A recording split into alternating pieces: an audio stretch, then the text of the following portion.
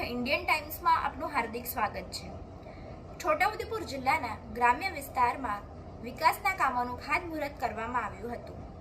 છોટાઉદેપુરના સિમલફળિયા ખાતે સરકારી માધ્યમિક શાળાના 2 ઓરડા અને પ્રાથમિક શાળાના 7 ઓરડાનું ખાતમુહૂર્ત કરવામાં આવ્યું હતું। ઉપરાંત સિમલફળિયા પંચાયત ઘરનું ખાતમુહૂર્ત છોટાઉદેપુર સાંસદ શ્રી, છોટાઉદેપુર પૂર્વ રાજ્યસભા સાંસદ શ્રી, તાલુકા વિકાસ અધિકારી તથા ગ્રામ પંચાયતના પ્રમુખના વરદ હસ્તે ખાતમુહૂર્ત કરવામાં આવ્યું હતું।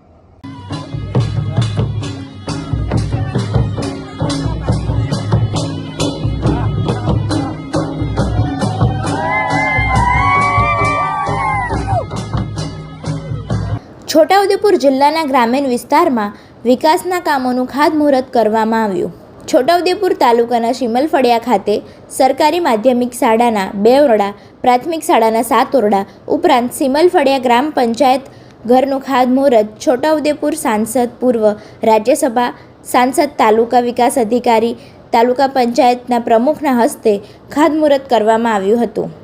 ઉલ્લેખનીય છે કે છોટાઉદેપુર તાલુકામાં વિકાસના કામોનું ખાતમુહૂર્ત નેતાઓ દ્વારા કરવામાં આવી રહ્યું છે, જે અંતર્ગત મનરેગા યોજના હેઠળ છોટાઉદેપુર તાલુકાના સિમલફળિયા અને રાયસિંગપુરા ગામે નવીન ગ્રામ પંચાયત ઘર તલાટી કમ મંત્રીના નિવાસ મનરેગા યોજના હેઠળ બનાવાયું હોય, જેનું ખાતમુહૂર્ત તારીખ 13 સપ્ટેમ્બર 2025ને શનિવારના રોજ સાંસદ જશુભાઈ રાઠવા અને માનનીય પૂર્વ રેલ મંત્રી નારણભાઈ રાઠવા તથા કલ્પનાબેન રાઠવા, તાલુકા પ્રમુખ, તાલુકા પંચાયત છોટાઉદેપુર, તાલુકા વિકાસ અધિકારી દીપકભાઈ ચૌધરી તેમજ જિલ્લા પંચાયત સદસ્યો અને તાલુકા પંચાયતના સદસ્યો, મનરેગા શાખાના કર્મચારીઓ અને સિમલફળિયા રાયસિંગપુરા ગ્રામ પંચાયતના સરપંચ, પંચાયત બોડીના સભ્યો અને ખૂબ મોટી સંખ્યાના લોકોની ઉપસ્થિતિમાં ખાતમુહૂર્ત કરવામાં આવ્યું હતું, જ્યારે વિકાસના કામો થતાં પ્રજામાં આનંદની લાગણી ફેલાઈ રહી છે।